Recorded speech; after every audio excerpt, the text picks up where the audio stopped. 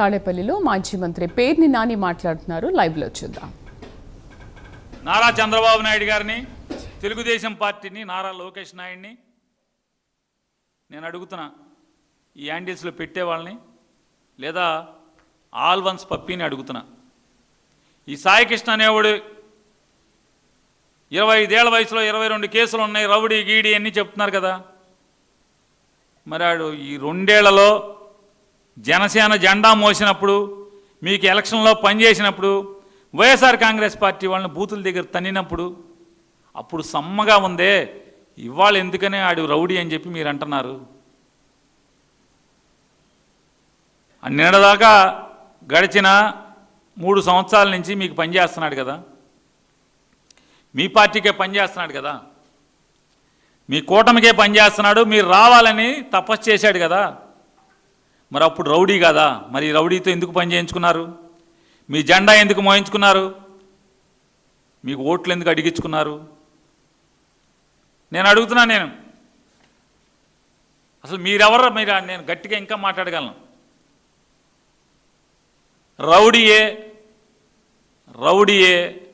22 కేసులే ఉన్నాయి. అయితే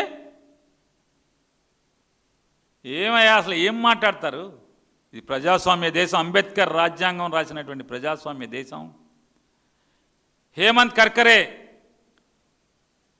విజయ్ సాలాస్కర్, శశాంక్ షిండే, తుకారాం ఓమ్లే, అశోక్ కామ్టే, వీళ్ళెవరు?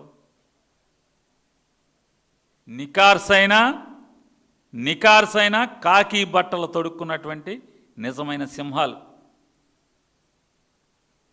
వీళ్ళని పాకిస్తాన్ నుంచి వచ్చినటువంటి అజ్మల్ కసబ్ అనేవాడు కాల్చేస్తే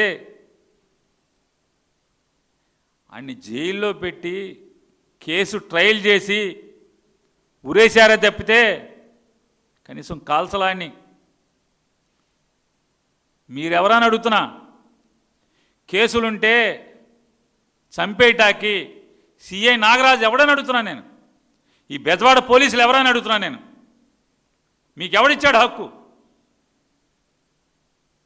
ఇతను ఒక్కడేనా? మరి మీ ఎమ్మెల్యేకి ఒకటికి 95 కేసులు ఉన్నాయి కదా. మరి సెల్యూట్లు ఎందుకు కొడుతున్నారు?